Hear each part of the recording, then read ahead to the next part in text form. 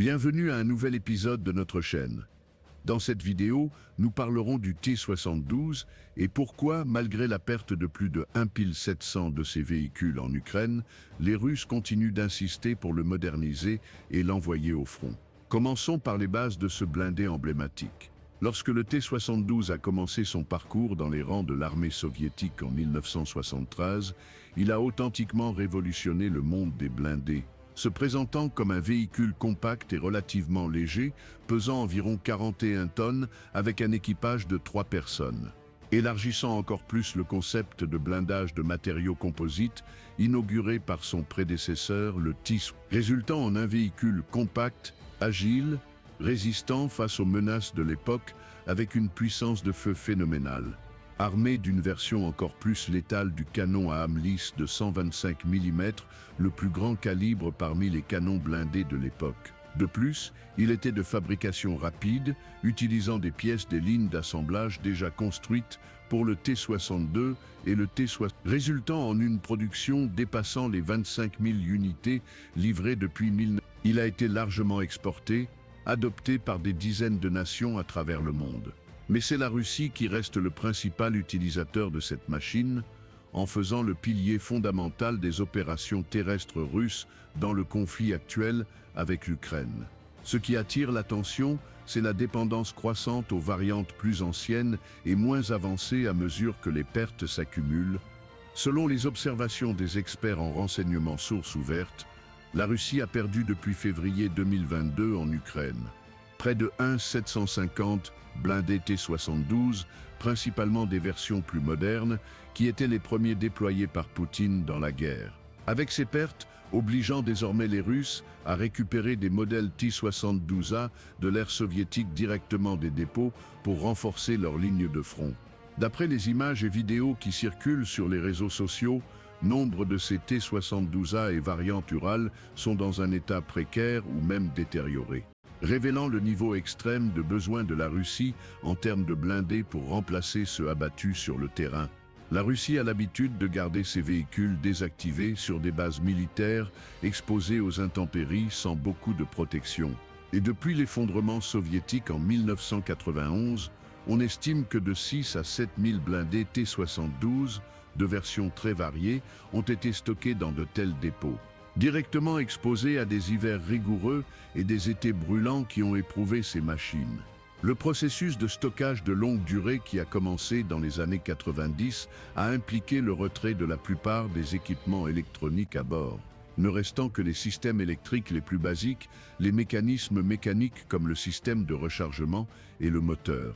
Ce qui signifie que pour que ces véhicules reviennent à l'état opérationnel, ils doivent passer par de longues semaines de réparation, avec des sources russes indiquant que le processus de réparation de base, sans modernisation, prend de 3 à 6 semaines par blindé.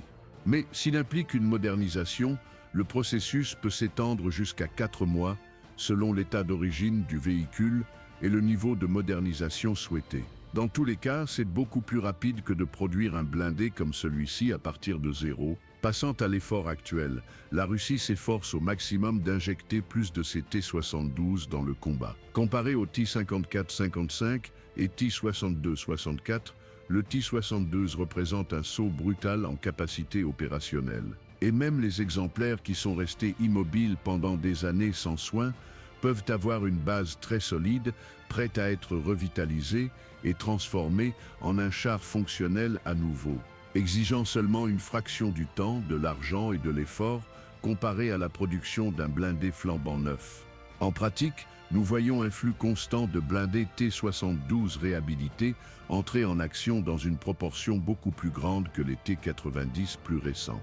Il ne s'agit pas de réactiver les lignes de production pour en fabriquer de nouveaux à partir de zéro, un processus exceptionnellement coûteux et lent. Avec le focus de la Russie sur des réparations accélérées et des adaptations rapides pour les remettre au front le plus vite possible. Cependant, cette stratégie fait face à un obstacle critique.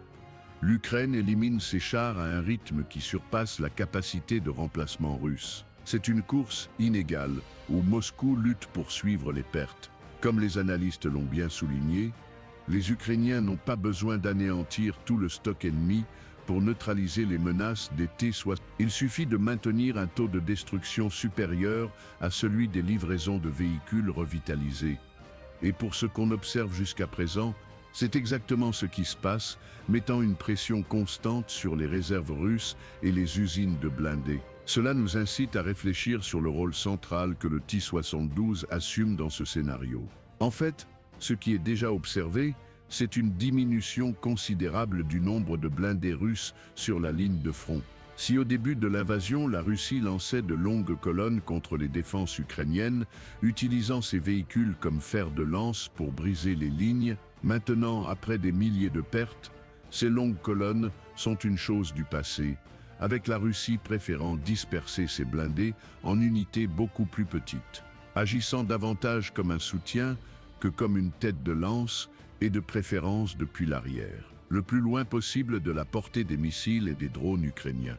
Mais malgré tout, le T-72 s'est révélé équivalent ou même supérieur à certains égards par rapport à ses équivalents fabriqués en Occident. La durabilité de ce char dans les champs boueux de l'Ukraine est sans pareil. Et il mérite d'être reconnu pour être plus économique en remplacement et plus simple en maintenance. Des aspects qui ne peuvent être sous-estimés dans un théâtre d'opérations prolongé et intense comme c'est le cas de l'Ukraine. Mais comme tout char de combat principal moderne, le T-72 a ses vulnérabilités, notamment face aux lance-roquettes anti-chars portatifs et aux drones. Pourtant, il persiste dans le combat, montrant une ténacité impressionnante.